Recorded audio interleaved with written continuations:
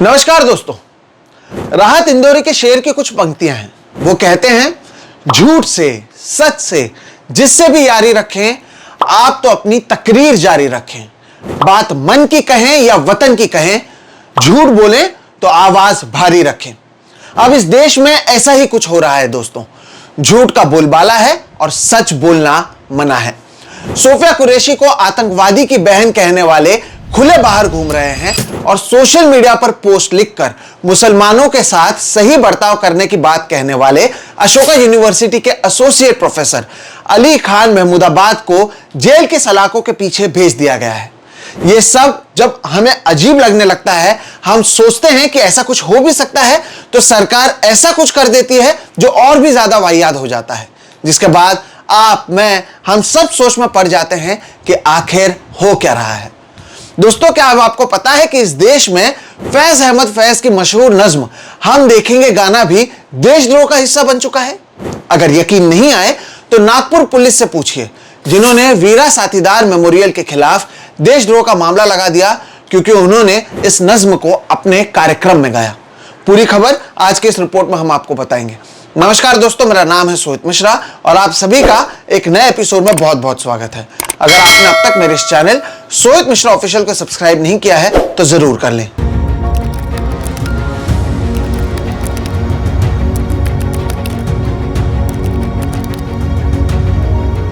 दोस्तों, सबसे पहले आपको पूरा मामला समझाते हैं। 13 मई को नागपुर में एक कार्यक्रम किया गया। यह कार्यक्रम एक्टर और एक्टिविस्ट रहे वीरा साथीदार की याद में किया गया। अगर आपने मराठी फिल्म कोर्ट देखी है तो आप वीरा साथीदार को जानते हैं। अगर नहीं तो मैं आपको बता दूं कि ये ना केवल एक बेहतरीन एक्टर और लेखक थे, ये एक अम्बेडकराइट थे, एक पत्रकार रह चुके थे और एक पॉलिटिकल थिंकर भी थे। अब इन्हीं के याद में 13 तारीख को नागपुर में एक कार्यक्रम का आयोजन किया गया, जहां पर मुंबई के समता कला मंच ने हम देखेंगे नज्म को गाया और इसी के बाद एक शिकायतकर्ता की शिकायत पर पुलिस ने इस कार्यक्रम के आयोजकों के खिलाफ मामला दर्ज किया। आरोप लगाया कि गाने में जो लाइन है, सब तख्त गिराए जाएंगे, उसे गाया गया और गाना खत्म होने के बाद एक गायक ने कहा कि यहां भी तख्त हिलाने की जरूरत है।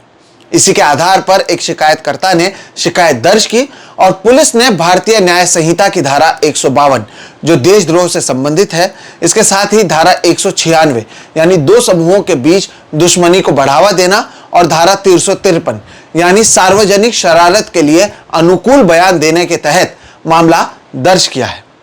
अब दोस्तों, यहां पर सोचने वाली बात यह है कि सिर्फ फैज अहमद फैज की नज्म को गाने के कारण क्या यह सारा मामला दर्ज किया गया, या फिर यह इसलिए किया गया क्योंकि फैज पाकिस्तानी थे? शायद कई लोगों को अब भी पता नहीं है कि ये जो नज्म है हम देखेंगे, ये एक तानाशाह के खिलाफ लिखा गया गाना है और उसी संबंध में इस गाने को बनाया गया, जिसका इस्तेमाल कई जगहों पर आज भी किया जाता है अन्याय को खत्म करने या शोषितों के लिए, शोषितों के हक के लिए यह गाया जाता है। लेकिन अब ऐसा लगता है कि फैज की नज्मों का इस्तेमाल करना भी इस देश में गुनाह हो चुका है। भारत पाकिस्तान के बीच जारी युद्ध के बाद अब जहां कई लोगों को फैज नागवार गुजर रहे हैं, तो वहीं क्या उन्हें कश्मीर पर विवादित बयान देने वाले शाहिद अफरीदी के साथ अनुराग ठाकुर के 1 साल पहले की तस्वीर याद नहीं है? क्या उसी रो में अनुराग ठाकुर के साथ अमित शाह के बेटे और आईसीसी के अधिकारी जय शाह नजर नहीं आते? क्या उन्हें याद नहीं है कि कैसे केवल वीकेंड पर भारत पाकिस्तान के बीच मैच को रखा गया था? कैसे हर बार वर्ल्ड कप में इश्तेहारों और पैसों को देखते हुए दोनों टीम को हमेशा एक ही साथ एक ही ग्रुप में रखा जाता है? क्या उनसे कभी सवाल पूछा गया, या फिर ये सवाल उन्हीं लोगों से पूछा जाएगा जो फैज के गाने को गाते हैं, जो फैज के नज़्म को गुनगुनाते हैं? अब आप में से कई लोग दर्शकों यहां पर यह कहेंगे कि यह तो पहलगाम से पहले की बात है, लेकिन आप मुझे बताइए कि क्या भारत और पाकिस्तान के बीच तनाव कई सालों से जारी नहीं है? ये तो पुलवामा के बाद भी ये मिले थे ना।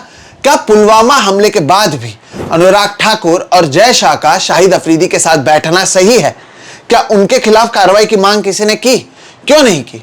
क्योंकि अब ऐसा लगता है कि इस देश में कुछ लोगों के लिए अलग और दूसरे कई लोगों के लिए अलग नियम बनाए गए हैं। इन्हें दिक्कत फैज से नहीं है दोस्तों, इन्हें दिक्कत ऐसे लोगों से है जो गरीब शोषित के आवाज को उठा रहे हैं या फिर सरकार से सवाल पूछ रहे हैं। इसी के चलते तो अली खान महमूदाबाद को गिरफ्तार किया गया, हम देखेंगे गाने पर मामला दर्ज किया गया।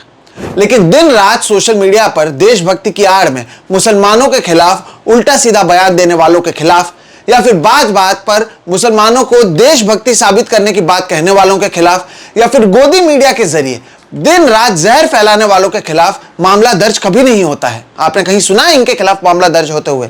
दर्ज मामला ऐसे ही लोगों के खिलाफ किया जाता है जो सवाल पूछते हैं। उमर खलीद कितने दिनों से जेल में है, इसके बारे में तो शायद अब लोगों ने सोचना भी छोड़ दिया है। दोस्तों, अगर नागपुर की बात कर रहे हैं और इस मामले को अगर आप देखेंगे तो यह मामला आपको कहीं ना कहीं भीमा कोरेगांव जैसा मामला नजर आएगा।